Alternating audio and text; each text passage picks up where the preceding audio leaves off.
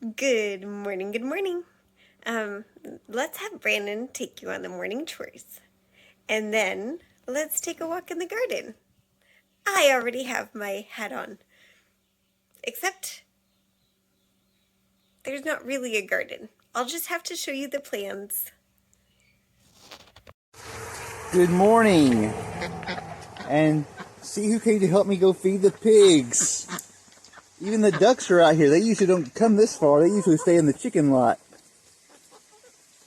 The pigs won't appreciate you eating their grain. Neither will the goats. That's the goat feed over there. Alright, I'm sorry guys. I gotta take this from you. You guys can peck at that. I'll refill it later. There you go, Miss Piggy. And Mr. Pig, you're slobbering for it. That's just nasty. Come on over here.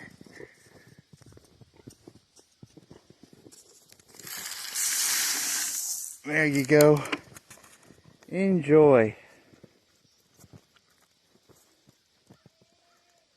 She's really doing a great job plowing up the area we've given her. Let me show you what she did just yesterday. Or maybe over the course of 2 days' time. All this big patch over here. And I don't know if you can see it on here, but there's a big patch that she plowed up over there. So not off to a bad start. She just might have all this plowed up before it's time to do some spring planting. Miss Piggy? Not so much.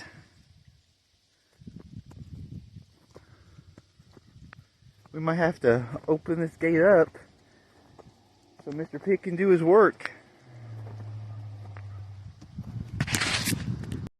Okay, you enjoy. I'm gonna get your water. And I came to get some water too.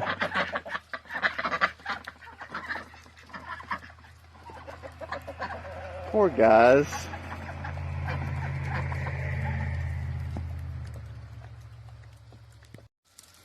They just couldn't wait, I guess.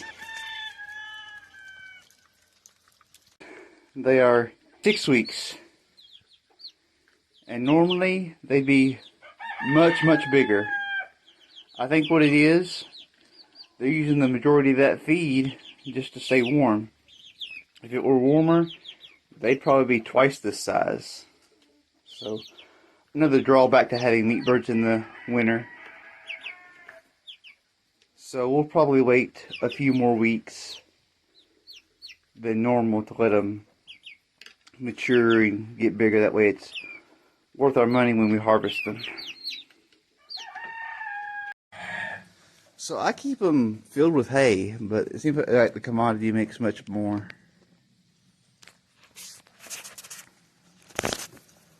Yeah. Good girl, Hope. Gilbert, you don't get rubbed. He was rearing up, but I don't think he was rearing up on me. I think he was more just like jumping because he was happy to get some of that feed. This is his favorite. I think it's all the goats' favorite. But they have to have hay. Chickens, I would be very, very careful. You get too close to Harmony while she's eating and you might lose a head.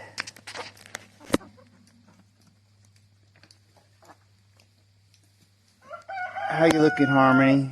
You got a baby in there?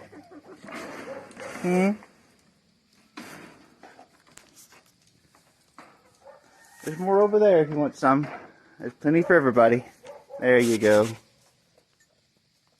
Get in there, get you some. Don't let Gilbert push you around like he did yesterday. And their ice, frozen as normal. Let me see if I can break it. Yeah.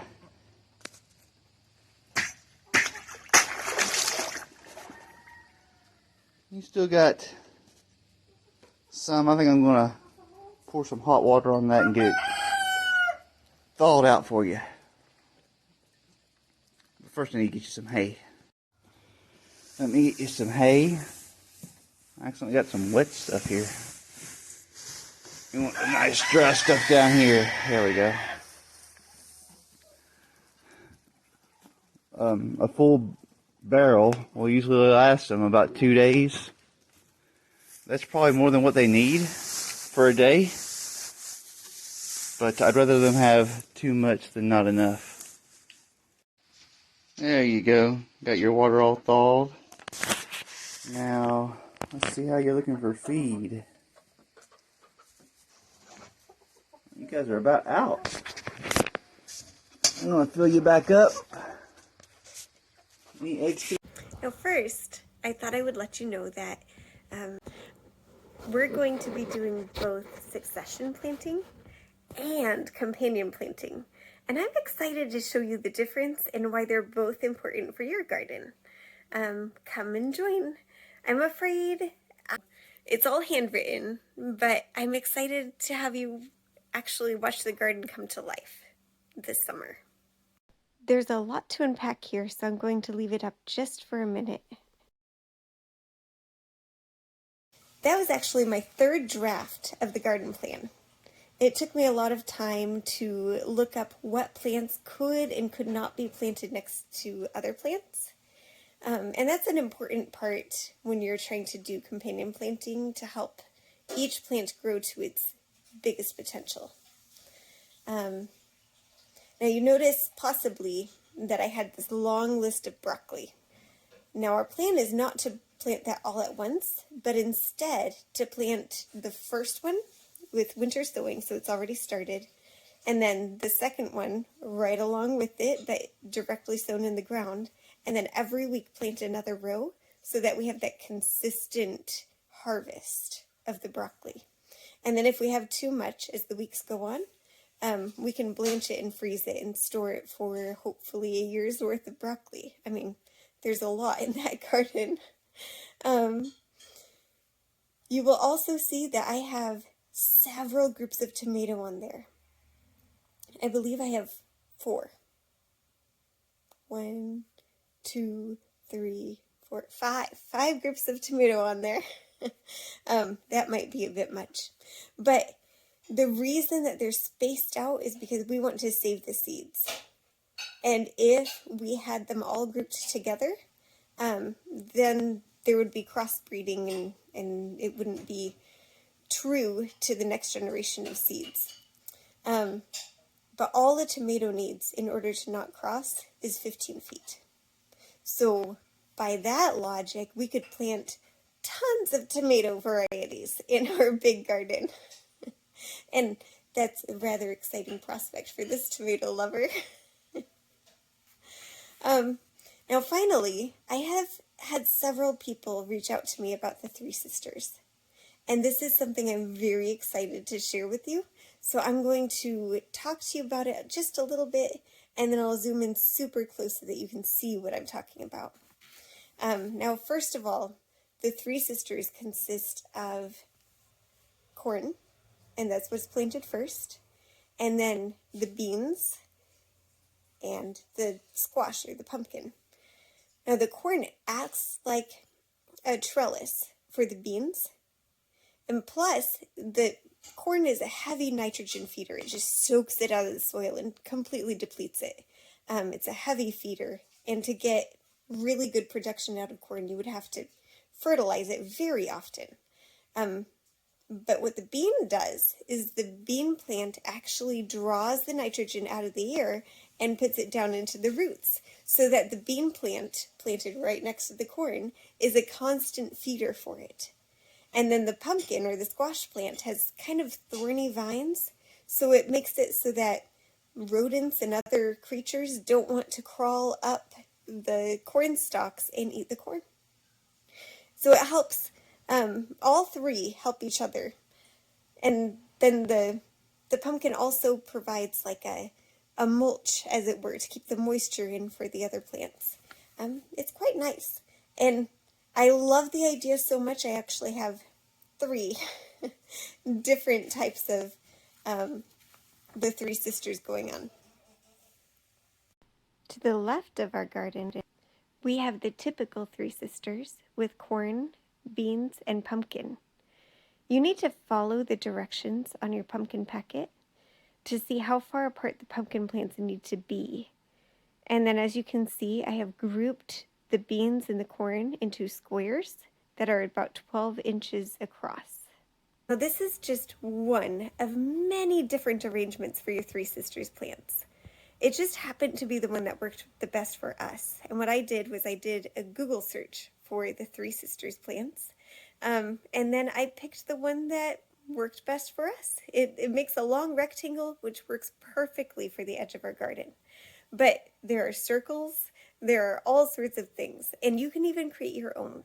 So the most important thing to remember is the spacing of your corn. So look at your corn packet, make sure you are spacing it to what they need in order to pollinate each other, because they're pollinated by wind, not by like bees and other pollinators. And then the next thing to look at is the space between your pumpkin. So I have the corn grouped in groups of 4, fairly close together, and then the pumpkin 6 feet across. So that helps us with our specific plants. To the right of our garden, we have sunflowers, peas, and watermelon. Now here we are not doing beans and we are not doing corn because we are doing watermelon, and the corn would just shade the watermelon too much. So we're doing lots of space. So between the watermelon is 10 feet, even though we have small watermelon that only needs 4 feet. Sunflowers will not work with beans because they put an enzyme into the soil that inhibits the growth of the beans, but sunflowers work fine with peas. So this is why we chose this scenario for the watermelon. Plus, the sunflowers will bring lots of extra pollinators to our garden, and that'll help the success of our entire garden. The last one is much smaller up there near the top. This is much like the traditional Three Sisters with the corn, beans, and the honey squash. Honey squash is similar to butternut squash. It's a little bit smaller and somewhat sweeter, but it'll work well for the Three Sisters in this case. Now you can see that we're using ornamental corn, and it needs to be 4 inches apart. The squash needs to each be 6 inches apart. So we just follow that all the way across. And then what you'll do in each of these scenarios is you'll train the vines to go in between either the sunflowers or the corn to help keep those pests away from the other plants and to help provide ground cover so that weeds don't grow, and as a mulch to keep the moisture in. It's just beneficial for all of those plants, which is why it is called companion planting. With the plant next to it, so that all the plants in your garden can reach their fullest potential. If you don't have time, I'm sitting here with a broken leg and I have gobs of time. I would be happy to do all the research for you and put it together so that you don't have to. We can discuss a fee when you contact me. It'll depend on the size of your garden and how many plants you have. Finally, you need to make sure that you're not planting tomatoes or potatoes over where those have been in a previous garden over the last couple years. So make sure that you separate those between last year and this year so that you don't continue with the same diseases in the soil. Just mix it up. Now, I don't know if you noticed, but we have some blank spots in our garden. So if you have ideas of things that you think would go great in our garden, let us know. In the meantime, we have some more shopping to do. Well, thanks for watching and happy gardening.